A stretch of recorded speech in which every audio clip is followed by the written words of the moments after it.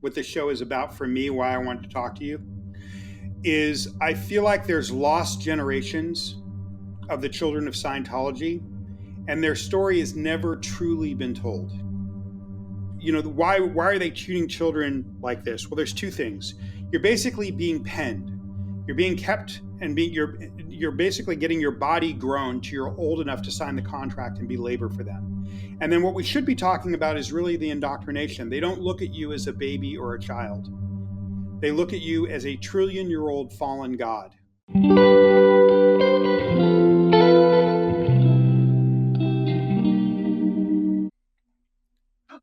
All right, we are joined again by Jamie Mustard. Jamie has been on the show before talking about some books that he wrote, which are essentially marketing books. But while I was talking to him offline, I learned that Jamie has a completely different story that he wasn't comfortable sharing back in the day. But he has started to come out and make the rounds and discuss a rather unusual upbringing. How are you doing today, Jay? I'm doing good. It's good to talk to you, Eric. I love talking to you. I think you are the everyman, the James Stewart of podcast hosts. Okay. Okay. Yeah.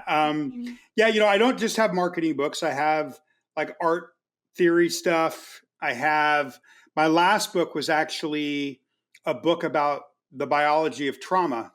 So the question is, why would this kind of artist branding guy, have an interest in trauma? Right. And I wrote, that book I wrote with a prominent scientist. And the answer is that when we talked before offline, this was over a year ago, I kind of told you a little bit about my past, which I had not really been comfortable sharing. It was something, you're one of the few people back then that I even mentioned it to. So in a way, you could say that I've been living kind of living in secret in terms of the first part of my life. And I guess that secrecy or shame or embarrassment probably came from shame and embarrassment. So what I was kind of not ever going to share with the world, I had kind of made the decision to die with it, was that as an infant, I went straight from the hospital to a kind of a dormitory / orphanage as a baby, like literally as a newborn from the hospital. There's no baby pictures of me. I went straight into this facility, this slum, this baby machine near downtown Los Angeles, run by Scientology, where off and on I would spend the next 20 years of my life in a crucible of lack of education, psychological indoctrination and grooming, labor, manipulation, and also some good things, bonding with beautiful people that I met in there as friends and as children. And one of the reasons why I wanted to talk to you was I eventually decided, not long after we talked, and I really do feel like our conversation was part of the catalyst to it. There was a few conversations talking to you. You had little judgment. You also you had talked to people that had this background. And so I decided to write a book about what happened in my life. And I was really reticent to do it because I felt like there's so many books, and why, I don't need to write another book about, this happened to me and that happened to me. Right. So the conclusion that I came to is that, and that's what I hope you will call this show, what this show is about for me, why I wanted to talk to you, is I feel like there's lost generations of the children of Scientology, and their story has never truly been told, especially the ones that grew up in the 70s and 80s, and so I decided to write that book and to make sure that what happened to these kids you know, does not go does not go unsung. To me, there's probably been 50 books written on this subject in the last 50 years. And we should have, it should have been the first book, not the, here we are 50 years later. There's been a few kids that have written books about their lives, but I think this book really tries to encapsulate what this organization does to children, no matter your geography, no matter your position, um, uh, whether you're part of, like, you're paying for the services of it, or you're paying for the courses or the classes, or whether you're um, uh, or part of, like, born into the inner navy of it, which I was, right? And so Right. I wanted to read you this quote that this girl put on her Facebook page that I thought was really powerful, that kind of sums it up. I want to say who she is. I want to credit her. Her name is KW Bogan.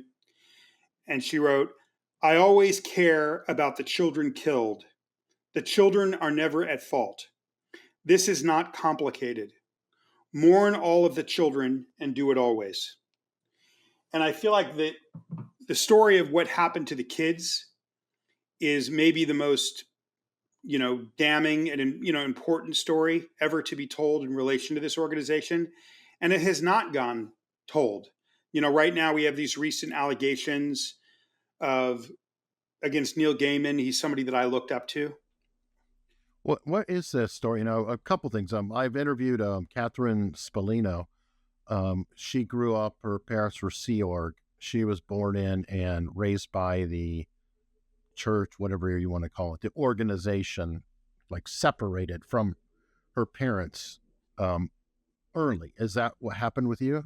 Yeah, I went. Yeah, I was saying I went straight from the hospital to this place right a few blocks away from the Rampart Police Station near downtown Los Angeles, a derelict slum where they cared for all the babies so the parents could be doing their job. What you call the Sea Org, I mean, I would call it the inner navy. I don't know. Was Yeah. Catherine there as a baby? Yes. Okay. She Yeah. literally, and I think her parents still are Sea Org, where they signed the billion-year contract. Yeah. So you're committing yourself life after life, and you're committing the life of your children life after life for a billion years. So yeah, Catherine would have been, um, she came a generation after me or two, and I would say that what happened to this kind of 80s generation is unique. That story's not been told. And I don't know that Catherine goes into the psychological indoctrination, as much as it should. And again, I'm not here with a bone to pick against Scientology. I'm really just here because I want it expressed what the conditioning is with the children, what's kind of normalized among the children, whether you're growing up in the inner navy or you're growing up a wealthy family paying for its classes and its counseling. I mean, there was a kid named Philip Gale who was a child genius. He came from a very wealthy family that was part of Scientology, and this kid went to MIT at 16.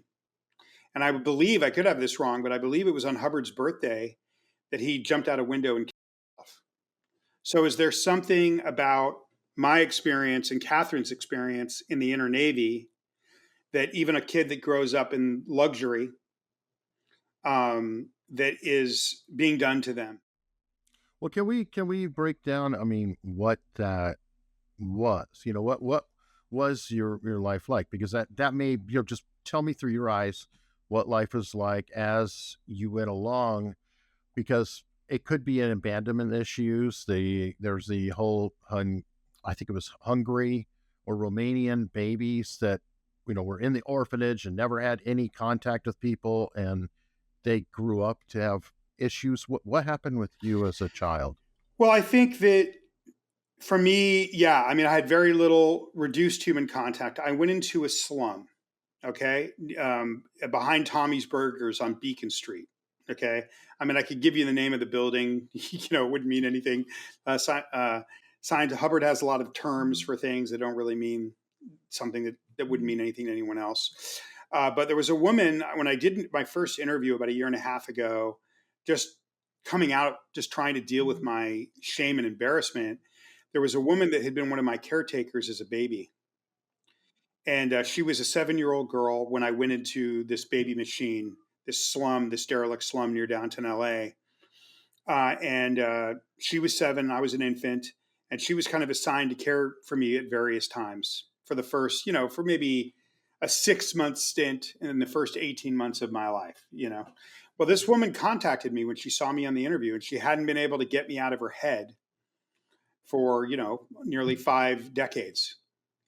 Right? She couldn't get me out of her head. She thought about me all the time, what had ever happened to me. So she was able to fill in. I'm one of these rare people that has baby memories. And so she was able to fill in memories and also tell me, confirm things and also tell me some things that I didn't know. But, you had maybe 1 or 2 caretakers to 30, 40 babies, right? So we didn't get a lot of human touch. We didn't get attention. We were basically, you have to think about it, we're like, eventually by the time we're 5 or 6, they're going to be asking us to sign this billion-year contract at an age where we still believe in Santa Claus and the Easter Bunny, and right, they're going to be asking. Did they allow you to have Easter Bunny and Santa Claus as a belief? Santa Claus, yes. I would say the Easter Bunny was not something that was really a part of my childhood. Okay. And Christmas was there just come as a symbol. But that Christmas, I went from this baby machine into this really bad slum in Hollywood, East Hollywood, that I call the Red Brick Building or the Melrose Building. And that was probably worse than the baby factory because now I was self-aware and those living conditions were animalistic. And so a lot of the times people ask, well, if these conditions were so animalistic, and I would say that my conditions were very severe compared to Catherine's conditions in this building before they had that big blue building that's downtown. So this is before that. I moved into that building from this earlier place. So I lived in both places. And I would say that what I went through as a kid before the big blue building, and what, say, Neil Gaiman went through, just in terms of the point of view back then, being on the compound with Hubbard, his father being who he was. His father actually ran the secret police, as well as being the spokesperson for the movement. Gaiman's father was the Guardian worldwide. Did you ever meet Hubbard? I never met Hubbard. I did meet Neil Gaiman's father. Right. And had a couple interactions with him. But I've known a lot of people that knew Hubbard. So, anyway, to answer your question, what I went through was far more severe, I would say, from a poverty standpoint and a psychological grooming standpoint, maybe that part was very similar. But, I would say from a poverty standpoint, what this earlier generation went through was worse. But what Catherine went through was horrible. Okay, so it's not a competition. I just think that I am trying to communicate with Child X what, for all the kids in all the geographies, in all the generations, because if you grow, no matter where you are, you're going to have similar things. I mean, the poverty is going to be different in different areas, but it's going to be poor and it's going to be neglectful. But the psychological, whether you're in Australia or there were children in Denmark and Copenhagen, or in the compound in southern England in East Grinstead, the psychological view of children is going to be the same. And so I'm really trying to examine the existential aspect of what this is. I kind of feel like we're talking around things, okay. if that makes sense. Okay. All right. So I mean, I'm going to push at you because I know you're a creator, but I'm sitting here going, all right, so let's get into it. We're talking about what we're going to talk about, but can we just talk about it? What happened? So the first thing is, I'm living in a dormitory when I moved from the baby factory, where I'm not having any human touch or really seeing my parents. Okay, and I'm playing in MacArthur Park when we do get to go to the park. And there were times where we didn't go out for months. There's one woman that tells a story that says that we were penned in so long that when we finally came out as babies, that we were afraid of the sun because we hadn't seen it in the sunniest place on earth. Okay. Because we were downtown LA, our playground when we did get to play was MacArthur Park, which is a junkie park, where you're like playing over the needles that you're trying to not step on used needles. Okay. And then from a young age, why are they treating children like this? Well, there's two things. You're basically being penned. You're being kept and you're basically getting your body grown to you're old enough to sign the contract and be labor for them. And then what we should be talking about is really the indoctrination. They don't look at you as a baby or a child. They look at you as a trillion-year-old fallen god. You're an adult in a baby body. And according to Hubbard, you're as accountable as an adult, right? So say you're 5 years old, you're 4 years old, they're not looking at you like an adult. They're looking at you or like a baby or a child. They're looking at you like a full-grown adult, and they're treating you that way.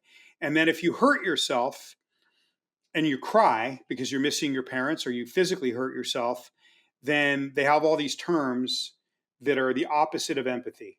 So they would walk up to you and say, knock off your bank. And your bank is a word for the reactionary part of your mind. It's the subconscious mind. So if you're crying, you're 3 years old because you cut yourself. You're not crying because you're in pain and you cut yourself and you don't have any parents. You're crying because you're, quote, dramatizing, another Hubbard word, your reactionary mind. This is Can you give something. me a story in your life that is an example of this? Yeah, I mean, there was a time when I was 5 years old at the Red Brick Building where I slipped and cut myself, and I was wailing, and a nanny walked up to me and said, I was 4 or 5 years old, knock off the bank. I didn't even know what that person was talking about. What did you Okay. do? I stopped crying. I shut off my emotion. Right. And then how did you move forward from that? I How did that affect learned you? that to not show emotion, to not complain, to pretend and make myself believe it, no matter how brutal it got, that everything was okay. Right. So, yeah. Mhm. And no, that's fine. And did you see other kids go through this? There are any examples, and how did you react to them? I mean, I think that at some point, probably around 4 to 6, I just went numb.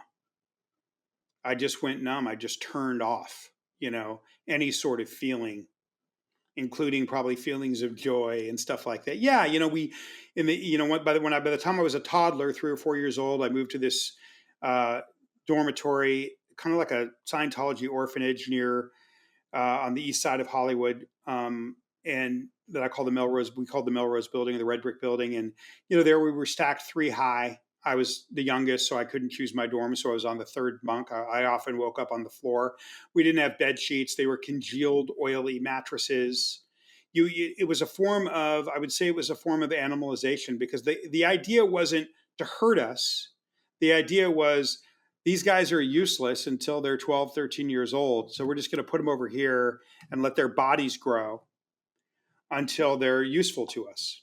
And maybe they started having us sign the contracts between 5 and 7. So yeah, there's a lot of kids that we didn't have parents. There was Did a you lot of, sign a contract? yeah, of course. Yeah. You're basically for sure. I signed a But what contract. was that? What was that like? I mean, was that a celebratory thing? Was it because that would be an important point in your life, right or wrong. We're looking at this objectively, but at at that point in your life, if everything you're being groomed for, what was that like? I think I was probably 5 years old the first time I signed it, and I couldn't even write. I couldn't write. You have to understand, I didn't go to school for 98% of my childhood. Okay, 95% of my childhood. We escaped to Eugene, Oregon, for a couple few years when I was a kid, and that kind of saved my life. I just had like the monkey was not on my back. You escaped. How do you mean? Your My mother was parents? having medical issues, so we moved to Oregon and left the Inner Navy when I was 13 for about 2.5 years and that was life saving for me. I mean, I was in school there. I probably got straight Fs because I was semi literate. I could read at a high level from studying the doctrine, but I couldn't write past a 4-year-old. Even at 19 years old, 20 years old, when I finally escaped, I didn't know how to use a comma and couldn't write above a 4-year-old. I didn't go to school growing up. And what makes my story so interesting is I ended up getting a degree from the London School of Economics, which in Europe would be equivalent to Harvard, right? So, that's kind of set me apart in a lot of ways. A lot of the kids that I grew up with have autoimmune diseases from the stress. So they have fibromyalgia, things like that. And there's a lot of suicides and drug overdoses. But how did you get to there? Okay, so let's go back to your question of signing the contract. I was probably 5 years old. They put us in a line and we were just signing it. And I didn't know how to write. So I got to the thing and I was like, what does this mean? It's like you're dedicating yourself to the purpose, to clearing the planet, which means removing everyone on the planet individually of their reactive mind so that they're totally present and a perfect person. And then I said to the guy, I was probably 5, well, what happens when we clear the planet? And he said, well, then we're going to go to the next planet. Okay. And he said, well, how are we going to get there? And I said, how do we get to the next planet? I got really curious. I'm 5 years old. And he said, spaceships. And all I could think about was, being with my mom. They told us when we clear this planet, you're going to get more time with your parents. They would say that at our gatherings. So in my mind, when he said that, when I'm signing this X on this billion-year contract, and he's telling me that I already knew once we clear the planet, free the planet, that we'd go to the next planet. I'm having visions of, being on a spaceship, traveling across the galaxy with my mother holding her hand. You know what I mean? And this was the fantasy, of a 5-year-old. This was the child's eye view of a 5-year-old. And, I really wanted to, make it known that I don't really have an axe to grind with Scientology. Okay.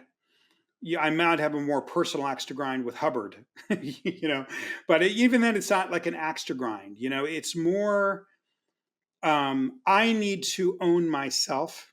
I need to own my story. I need to be realistic about what I survived. Right. So, through that, there was a lot of kind of psychological abuse. We had to get up at 6 a.m. and do these militaristic type musters. We lived in filth. Like I never learned to brush my teeth. I didn't have underwear. It was a very animalized situation. I don't know that was the intention. I think the intention was, let's work over here to salvage Earth. And your job is to just be quiet and grow so we can salvage Earth over there and, make the best of it. How about your mother? When did you get to see your mom, or did you at all? How'd that work? I mean, I did. When we were in the blue building, I have memories of her coming to visit me, like from 3 years old. I'm sure she came by the baby factory to visit me here and there. I'd see her once a week, once every couple of weeks, sometimes once a month. And then there were times where she went off to Florida for training and I didn't see her for a year. How about your father? My father, I barely knew. I mean, he was around, but I didn't really know him. So I saw him less. That's a complicated story that's in the book. And I think it's hard to explain here. But I mean, I get into it in great detail in the book. But I didn't really have a father. And my mother was the closest thing that I had. And she didn't have a tremendous amount of interest in me. So I understand it. Did your parents have a relationship to one another, or was there a relationship with the church over? You always feel like there's a third person in the relationship. I'm really lucky that when I was 2 or 3 years old, my mother married a guy that was a really warm, kind of Sicilian man from New York. And he was a loving guy. And even though I didn't spend all my time with him, he would come see me. And he treated me like his son. And he was very physically affectionate. And I feel like if that guy didn't come along, I would be dead. I would be like so many of the kids I grew up with. I would have probably killed myself, or one of my really good friends from back in those days, I recently found out, died of a drug overdose. But that's not super uncommon. You know, I wouldn't say it's common either, but like it's not an unheard of story. Are your parents still in Scientology, or are they out? My father's deceased, and my mother, I believe, is still in, but I haven't talked to her in over 20 years. Not because I don't want to, but because if I'm not part of this movement, if I'm not part of her activities, she doesn't really have any interest in me. And she didn't really have any much interest in me when I was part of her activities. Yeah, she's a high level counselor at using the machine to help people, remove all their anxieties and their fears by looking at their pain from past lives or earlier in their lives and stuff like that. It's very interesting. It's like regression therapy that can go to, all the way to being in the utero, to previous lives, to everything after that. So it's which is not, yeah. Anyway, No, one thing that I find remarkable is how long Scientology has held it together with the modern world and technological advances. I feel like invading our every minute, the internet and everything else. Now, as a child, obviously, it was much easier to control what you consume, read, what have you, because there was only 3 channels on the TV, 4 channels on the TV in the 80s or whatever. That's something that's mind-boggling to me, is how that much control can still be exerted with so much data flying around. But I think that's an incredibly important point. There's a special forces commander that I've done some work with in my trauma work, and he said that exact thing to me. He said, like, I don't know how that thing continues to survive the way that it does. But I would say that really goes to the indoctrination, right? Like, and this is where we need to get into talking about what we're talking about, as you said before. So you're learning, even as a little kid, you're learning these indoctrinations that anything bad that ever happens to you is your fault. Okay. That you literally, he has the words called pulled it in. So you say you're 5 years old, you fall and cut yourself. They might say, hey, you need to stop pulling these things in. That happened to you because you broke you've not been ethical as a child. Okay. So there's this really strong concept of what he would, what normally people call karma, instant karma, that he would call pulling it in. So anything bad, you cut yourself, your car gets stolen, you run out of gas, anything bad that happens to you, you caused it. Okay. And you're learning this, and that you're being groomed with this concept from the time you can speak. that's interesting. That's actually almost like Napoleon. Oh, God, I forgot his name. Napoleon Hill. If you take the visualization, The Secret, Napoleon Hill, all of that, and apply it into a hyper internalization. So, people say, if you visualize it, think and grow rich. It's almost in that same mindset, but it's like everything negative is in your control, or is a result of you, and whatever you visualize will happen. There's some weird That's parallels. so keen. That's so keen, Eric, because I think it's positive too. Like, and I think that's one of the things that helped me overcome illiteracy in my 20s. Okay, because on the opposite side of the coin, it's so keen that you notice that.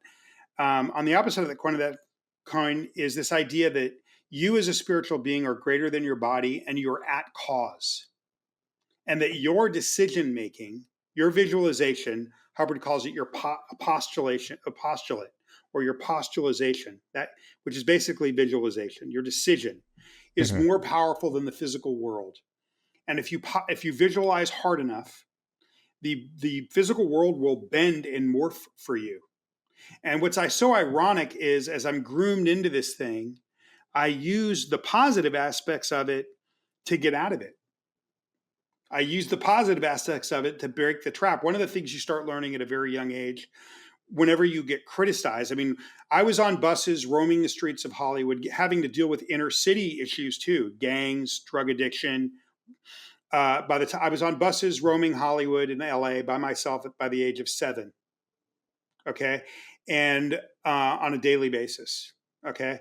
And the, when it comes to this, so how do I want to say it, like this possible? Okay. So one of the concepts you're given that you start getting at a young age, which is a huge concept in this movement, is this idea of criticism and people aggressively attacking you, saying that the movement is destructive or bad in some way. So Hubbard has this doctrine where he says, whenever we start to win, the suppressive people, or what that he would call the suppressive people, which just means the evil people, start to scream. Whenever Which is we're kind of like when winning. you're over the target, you take the most fire. Yeah. So that means when we're being the most attacked, if there's protests, if your family's calling you, telling you to get out of this thing, when you're the most getting attacked, you have this Orwellian thought stopping mechanism that's built into every single person that either grows up in this movement or joins it. It's a very powerful concept to go, well, we must be winning more than ever if I'm being attacked like this for being part of this. And you just stop the thought. So I think that's a huge part of the indoctrination, to answer your question earlier, as to why people stay in, right? That and being responsible for everything. So if you're being attacked, if someone's critical of you, if something's bad, well, what did you do to cause it? Right? I also think it's really interesting to this idea of not being allowed to be a child, what that does emotionally to somebody, whether you're in the inner Navy or you're from a wealthy family, like emotion being frowned upon. And then if you start to get into some of the drills and the processes, I believe that these drills and processes systematically, I don't know if it was the intention, but they systematically remove empathy. You have drills where you practice standing still and not reacting. And if you react, you'll told flunk or fail, and you have to start again, sitting for hours, not moving, not twitching, not doing. So basically what they're training you to do from an incredibly young age is to deny the body. Right? They're training you to kind of almost meditationally not react to the world so you can be calm and at peace in chaos. And they're telling you that this is positive training. Okay. But my belief is that when the body tells us, the nervous system tells us when something's wrong. So if we're learning from a very young age to deny or ignore the nervous system and to keep pushing through something that's physical discomfort, then we're basically training ourselves. Then we get into a situation, we see something where our nervous system would normally make us react. We push it aside and we deny the body, we deny the nervous system, and our empathy is gone. And I think that that's a very systematic, that's ubiquitous within the movement. Now, I'm curious because you grew up in the LA area, or at least spent some time there. Did you run into other people like Doug Kramer, who I've had on, and he's passed away sadly last year, or Aaron Smith Levin, or because I feel Yeah, like I mean, some of those people I bumped into, some of those people I didn't. I mean, I bumped into a lot of people that, ended up becoming celebrities. You know what I mean? I bumped into Danny Masterson, who's, in prison for sexual assault. I bumped into, Giovanni Ribisi. I bumped into Beck. I bumped into, I'm sure I crossed paths with Doug. Like, I don't remember like hanging out with him. But when I saw him start to do videos, I was like, I would have been at a party with that guy for sure. I would have been in places where Doug was, no question about it. Yeah. Yeah. So I agree. Yeah, absolutely. Beck's a weird one because he was born the same day as I was. Oh, really? My best friend in, when we came back from Oregon, before I went back into the movement even deeper, as a teenager, was a guy named Tristan. And he was close with Beck, and his mother was close with Beck's father, David Campbell. So I didn't really know Beck, but Tristan knew Beck. And so I'd been around him a few times, mostly because of Tristan. But we were kids. We were 16 years old. I didn't know if Beck was gonna, I didn't know But I remember, Tristan did say to me the first time I went to meet him.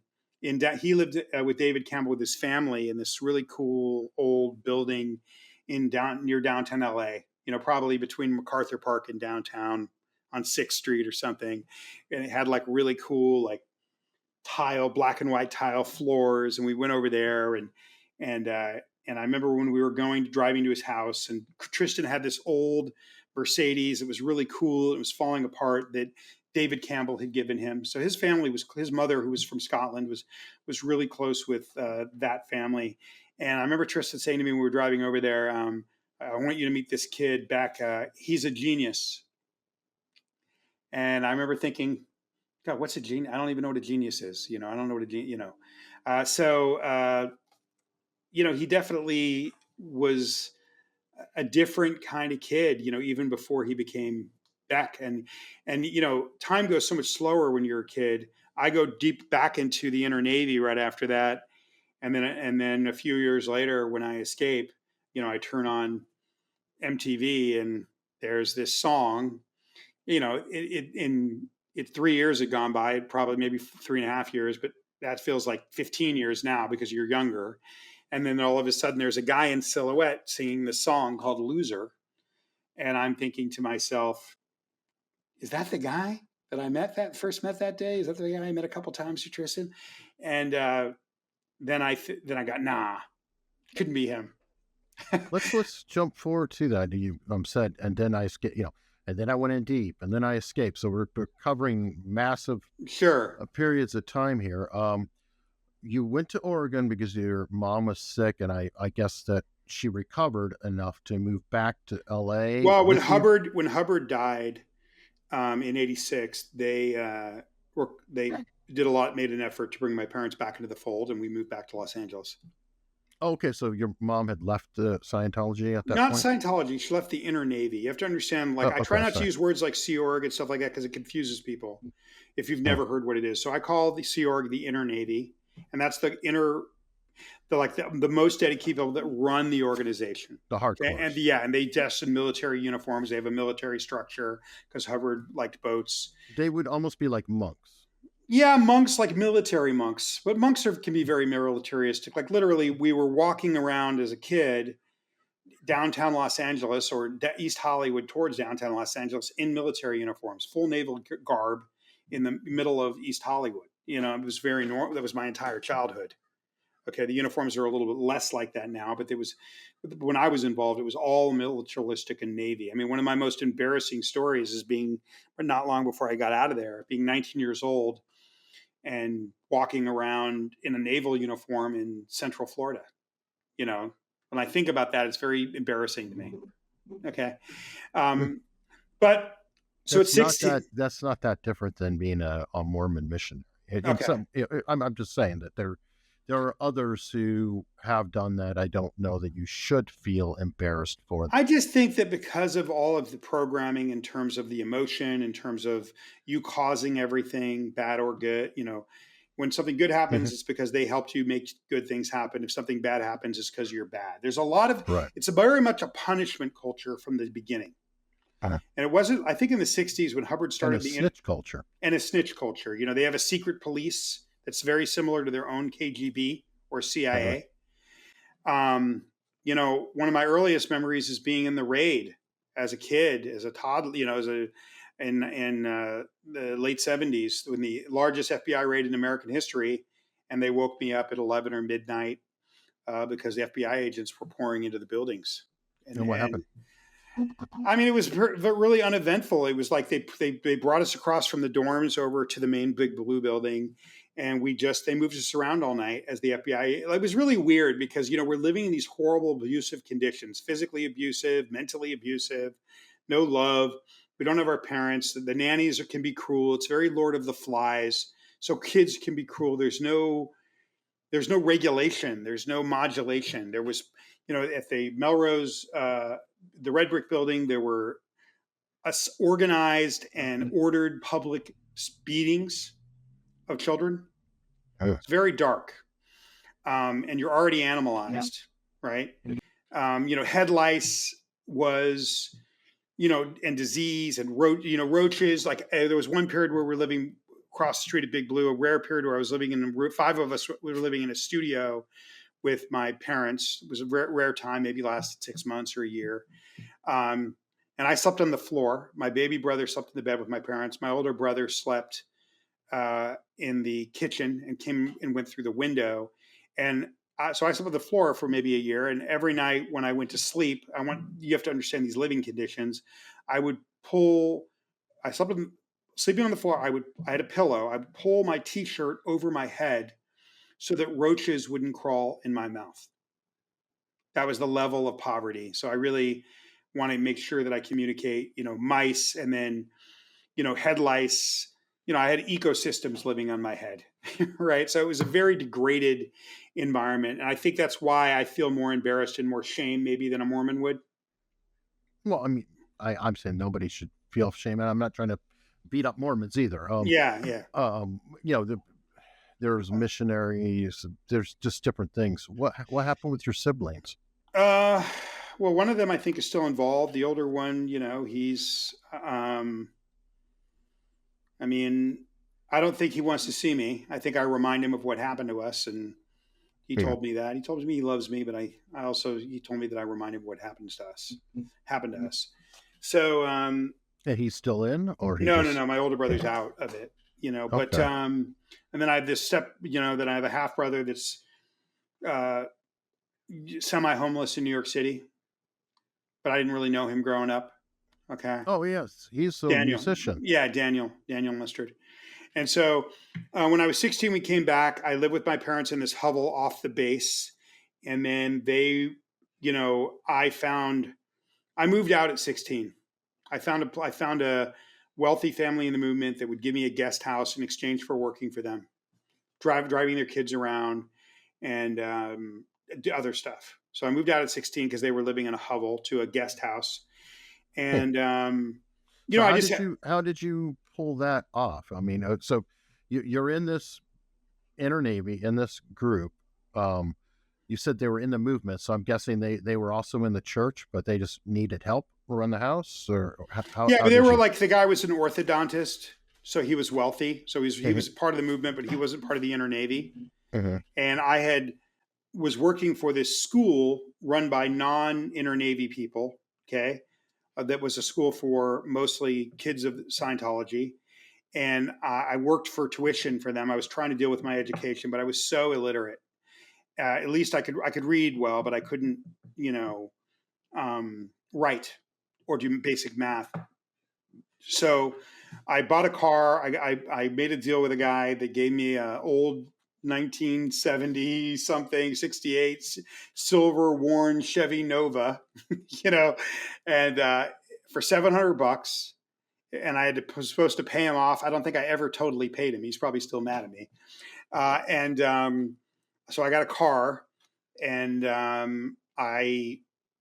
uh, it didn't last very long. It lasted about a year. I was going to the school. Some kids that had grown up middle class in the movement. Some of these Hollywood kids kind of brought me into their friend group. This kid Tristan was friends with all these Hollywood kids that were children of the movement that were not in the poverty of the inner navy. And then, I did that for about a year, hung out with these kids. I feel like knowing those kids saved my life. I got to see another way to live, the same thing with Oregon. And then um, at 17, I'm illiterate. I have a life of child labor uh, uh, ahead of me, and I got recruited into going back into the inner navy because otherwise, what was I going to do? Move furniture, or work in a factory, or I just saw the world coming of. I was basically going to be impoverished by my lack of education, so I went back in the movement out of just desperation for meaning. Okay, so And then you went back into the inner navy. What precipitated you getting to England at any point and going to the London School of Economics? I well, mean, they sent me. that's a jump. They sent me around. They sent me to set up events. They had just launched their boat, the Free Winds. I spent my 18th birthday on the maiden voyage of the Free Winds as a busboy. That's where they deliver their highest service of kind of spiritual counseling, which is like level 8. And before that, then they started kind of moving me around. They moved me to Canada, and I ran their office, and well, at first as an advanced person, set up events, and then I became the representative for the ship to collect money for people that wanted to go to the ship in Canada. Then my visa ran out, and they sent me to, I guess, Copenhagen. And I was in Copenhagen for several months. I mean, it's a blur. Maybe it was 3 months, maybe it was 6 months. And then I went from Copenhagen to East Grinstead, Southern England, the compound St. Hill in Southern England, where I was when I was 17, 18. Maybe I was 18, I guess. I must have been 18 at that point. And then was there for 6 months to a year. And then went to Florida, which is where I was until I launched my escape. Yeah.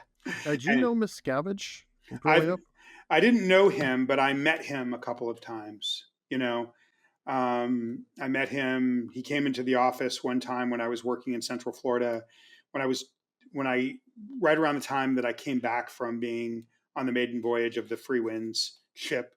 He no right before he was there launching the ship, and he came in with his like all full regalia, and he was very young, maybe 20, in his mid to late 20s, and I saw these men in their 40s stand up in total, fear. And he was very nice, so they calmed down. But it was something interesting that happened about a year later with him. This is not in the book, but I was with a friend of mine who had brought. They were rehearsing for one of the Scientology events, which are like these kind of propaganda events where all this made up stuff about how it's growing is given to their parishioners who are told not to look on the internet. So there's a billionaire family. They probably don't look at the internet when it comes to Scientology because they're told anything that the media does is a lie and bad. And they have a word for things that are, Hubbard invented words for words that we already had. Like if something is disturbing, Hubbard would call that interbulation. Theta is life force. So something bad would be interbulated theta, interbulated life force, which is just disturbed or disturbing. So anything negative about Scientology, you're groomed from a baby to think is N theta. It's negative propaganda created by the media. So you don't even look at it. You just Just turn it off. newspeak. Yeah, it's newspeak. You turn it off. You're trained from a young age, or if you're a parishioner that goes in as an old, it's one of the first things you learn is like you would just turn that off. Okay, it's very much more similar to like kind of authoritarian or fascist communism than it is to another religion. Well, I've always thought that it was inspired by the North Koreans. It could be. No, I mean there's a lot of parallels between that. Also with Cubans, I cared for Cubans when I was in the Army in the 90s, and they talked about, first off, when I said snitching, well, that from everybody I've talked to is a very big part of the Scientology culture, but also the communist culture in Cuba, North Korea, things like that, where let's say you and I went out to have an evening together, they would then ask you about the evening, but they'd also be asking me about the evening. And if your story doesn't line up with my story, or you don't tell on yourself and I tell on you, then you're in deep shit. Yeah, everyone is made to write reports on everyone else. It's very common. So you have wives writing reports on husbands, children were writing reports on parents, and vice versa. There was one point where my mom went away to training, and I was in dormitories. Well, I was probably 8 or 9, and somebody came over to see me one day in the dorm and said, "Your mother's back. We want you to come see her." And what I didn't realize is my mother had been assigned to the re-education camp. And they have this hard labor re-education camp, which is very similar to like a Mao re-education camp. Yeah. You're forced to run everywhere. You sleep in tunnels, or you slept on the roof exposed, and you eat slop. You're not allowed to walk or dress someone. You wear black. You're basically like this kind of second-class citizen. And you could be on there from anywhere to a year to 10 to 15 years. Shelley Miscavige. Yeah. And so my mother they brought me over to the main building, and my mother came out. I hadn't seen her in probably a year and a half, and she was wearing black, and she had like an armband on, that was determining her rank in the rehabilitation camp, kind of like what you'd see in a in Auschwitz, in a concentration camp in Europe during the war, and it was all just very confusing, right? But it's the only world you know. If the only world you ever know is dorms, right? So, what I'm trying to do was to get out of my own experience, but use my own experience as a story, get out of my own experience, and really speak for what this does for the lost generations of children that grew up in this thing, either in the inner navy or out. What does this particular psychological indoctrination do to the child mind? What does this grooming do to the child mind? I think that's what I'm interested in. I'm not really interested in like stopping them. I don't see them as my enemy. What I would like to do is to have them hear me and change some of these practices so that children are treated like children. One thing they've done is when I was 15, 16 years old, they banned children. So when I came back from LA, all my friends that were living in the dormitories, a lot of them were living on the street or living in huddled together in apartments at 14, 15 years old because they'd been kicked out because they refused to sign the billion-year contract, right? So yeah, so I was there. I was in England. I don't know if you know about these Neil Gaiman allegations. Do you know about that? I don't. I don't. What they sound like the essay. We're on YouTube, so I'll Yeah, have yeah, to. yeah. I mean, you have a guy that was, probably the most beloved novelist in the world. Mhm. Not the most successful, but in the range of a Oh, he's J.K. big time. Rowling. Yeah, I mean, He's you a got big all name. these TV shows. You got The Sandman, Good Omens, American Gods, Coraline. This guy's a huge media star. And what makes him unique as an author is he's beloved in a way that maybe even J.K. Rowling isn't as an author. What makes him really unique is the way fans connected to this guy on a personal level. Mhm. I think he was the only guy like that in the world where there's this Yeah. connection between the fans and him. It's an Yeah. incredible documentary about his life that doesn't mention the movement called Dream Dangerously, I think, something like that, on Prime. I recommend it highly. But he recently got his, got Me too. cancer. Does Me too. Well, it's like for sounds like sexual assault, but a lot of it was very much like BDSM stuff, sadistic stuff that he did to women that mm, were far younger than him. And there's a pattern, and to me, again, I don't want to make any excuses for the guy. I looked up to the guy. I thought, well, if he could be born and raised on the compound in England, his father running the secret police, then and become a whole person, and so can I. So I looked, even though I didn't read his work, I looked up to him. sure. But when this happened, and he's since been lost a lot of his contracts and stuff like this, I would never want to apologize for him. He hasn't been found guilty. There's no I was going criminal. to say, from what I understand, these are allegations There and are not allegations, and necessarily. yeah, I mean, the problem is it's a lot of different women that don't know each other, okay, saying similar things. But even then, I don't necessarily think he should be excused, obviously. But I think a context is important. And when I first started to read the allegations and understand them, when the New York Magazine article came out, the first thing I thought in my mind, Eric, was like, okay, he's engaging in sadism, okay, towards these women, things that are sadistic. Um, I believe sadism was reaped upon him Mm. as a child by this grooming, this conditioning, by these psychological conditions of Mhm. what it means to be a child. I mean, do you have children, Eric? I do not. Okay, but I mean, what do you think? It would do to a child to be told that exhibiting emotion is bad at 4 years old, and really held to account for that, not being allowed to be a child, but being told that they have to operate and have the same accountability as an adult at 4 or 5? Do you think that would create a different kind of damage, some kind of permanent damage? What would be your idea of what that would do to a human Well, being? obviously, and most abusers were abused. I Yeah, mean, yeah, it's not unheard of. These are yeah, cycles. yeah, Uh, yeah. so I'm sure Yeah, that so they don't. yeah, so I really do think what I try to do is speak for all these generations, all these different, whether you're in the inner navy, out of the inner navy. I don't really believe, I really applaud Catherine Spallino for telling her story. There's been other excellent books where some of these kids have told their stories. But I don't know that an existential examination of what this does to the child mind, as well as the physiological conditions, the poverty conditions, has ever been explored for what this does to children as a whole.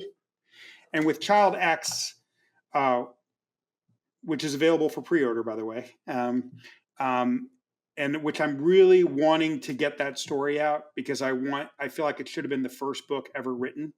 So I don't think the story of what's been done to entire lost generations of these kids has ever been told. Catherine tells her story. I'm not just telling my story.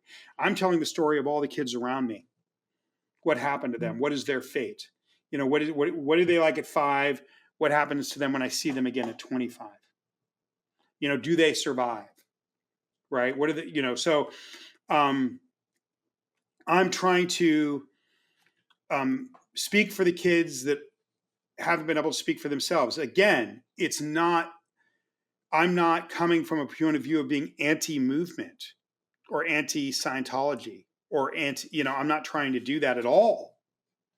I'm trying to tell my story of what happened and the story of the kids that I grew up with. And if they don't like that, then they should take a look. They should maybe apologize. They should set up a fund with reparations to help some of these kids get on their feet, or an educational grants that these kids can apply to. Right. So I'm not trying to end them. I'm trying to make sure that the kids that I know that are no longer with us, that their story does not go unsung. Catherine is an amazing human being. I don't know her, but I have a close mutual friend with her. And she's made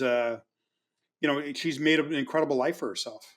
She's got a family. She's got all these things, and other people have done that too. But there's also the story of kids that aren't around to tell the tale. And what happened to these kids? I mean, I had probably all sorts of illnesses that occurred to me because nobody was looking at my body. So I probably had 4 or 5 near-death experiences just because I'm being penned and no one's really looking at me physically. So then I would go on a vacation to see my grandmother every 2 years. She'd put me in the tub and I would be rushed to the hospital with an infection, these kinds of things, fires, there were, I almost impaled myself. And then, very, very dramatic cases of child labor, which I didn't really see as labor at the time or realize that I was doing something that a child shouldn't be doing. I probably was looking at it like an adventure. And then I'm having to deal with the inner city. There's pimps, there's prostitutes, there's drug addicts, there's gangs in these neighborhoods. And I'm dealing with all of that stuff as well. It was the kind of place at that time, East Hollywood at that time, every single night we would have the floodlights of helicopters, peering into these dormitories and shaking the building. That was a normal time. You hearing you wouldn't be able to tell in the early 80s what was a gunshot in the distance or a car backfiring. Correct. Yeah. All right. Well, last question on this. Do you foresee Scientology lasting another generation? Because it seems to be contracting quite a lot. Yeah, such a great question to end on, Eric. And I'll go here. I think that Scientology will be around forever. I think that even if, the organization will change, it'll be forced to change or it will go away, but due to laws, there's human trafficking laws that have forced changes. Those laws will expand. The internet adds pressure. I do think that it'll morph into different forms. There's a whole movement of independent Scientologists. And the last thing I would like to do is to plead anyone, if you're watching this and my story interests you, I'm telling you, it is a harrowing thriller, okay, of crucible of 20 years of what I survived plus, and how I got out of it. If you want to bring that story to light of what happened to these generations of children, I would urge you to go on Amazon and pre-order this book, because if you do, my publisher will print more copies, which means the book will have more chances at, selling more and awards and all these things that will add. So if my story interests you, if you want to know what this was like day in from infancy to 20, I think it's riveting and horrible to live through. but yeah, I think but please go on Amazon and pre-order it. I think you'll find it fascinating. It's called Child X, and I'm unashamedly asking for that support because I want this story told. It should have been the first book ever written 50 years ago, not not Catherine's book a few years ago, and now this book telling the story. And the reason it's called Child X is because people like Catherine, people like me, our lives were predetermined for us before we even were even aware that we existed. We had an X marked on us that we would sign a $1 billion contract and live as labor for this movement. And that's what I mean by Child X. Any of us whose lives were predetermined before we had a chance to even know who we were is what I call a Child X. So, but yeah, I think Scientology and its precepts will connect with people and be around forever. I think people connect with the positive things. Obviously, there's positive and powerful things in Hubbard's writings, or people wouldn't get involved in it. Is that guy from Mark Vicente, I think his name is, from the NXIVM documentary, The Vow on HBO, says, you don't join a cult, you join a good thing.